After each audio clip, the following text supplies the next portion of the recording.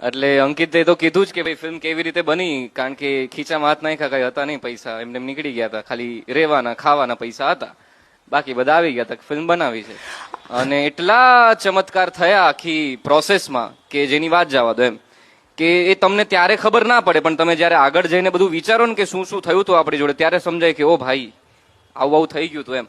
અમારે એક સીનમાં બેકગ્રાઉન્ડમાં અમુક ગાયો જોઈતી હતી કે આપણે દેખાડીએ ગાયો છે, બરોબર. અને એ વિસ્તાર એવો હતો, જુનાગઢમાં શૂટ કર્યું તો એ વિસ્તાર એવો હતો કે ત્યાં જનાવરો આવે, રોજ આવે. તો ત્યાં જેટલા બી અમે પૂછીએ જે ગાયો હોય છે એમની પાસે, તો કે અમે તો ત્યાં નહીં લઈ જઈએ કારણ કે ત્યાં જનાવરો આવે છે. એટલે અમે 2 દિવસ સતત મથ્યા કે કોઈ એક ગાય આપી દો એમ, પણ કે નહીં નહીં ત્યાં તો નહીં, કારણ કે ગમે ત્યારે જનાવર આવી શકે. એટલે અમે છેલ્લે હાર માની લીધી કે ભાઈ અહીંયા આપણે ગાયો વગર શૂટ કરી લઈએ. અમે શૂટ કરવા ગયા એ દિવસે અને ત્યાં પહોંચ્યા તો સન બહુ હાર્શ હતો. તો અમે લોકોએ રાહ જોઈ કે ભાઈ 2-3 કલાક, કેમેરો એવો નતો કે ભાઈ સનને થોડુંક પેલું ઢાંકી દઈએ, કેમેરો સાદો હતો, એટલે અમારે 3 કલાક રાહ જોવી પડી. એટલે 3 કલાક રાહ જોઈ એટલામાં એક ભાઈ આવ્યા અને 7-8 ગાયો આવી.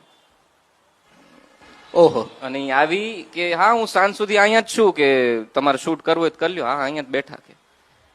એટલે જે જગ્યાએ બધા લોકો ના પાડતા હતા કે અહીંયા તો ગાયો ના આવે, પણ ત્યાં ગાયો સામેથી આવી ગઈ, અમે લોકોએ શૂટ કરી લીધું અને એ લોકો નીકળી ગયા, અમે નીકળી ગયા, બધું થઈ ગયું.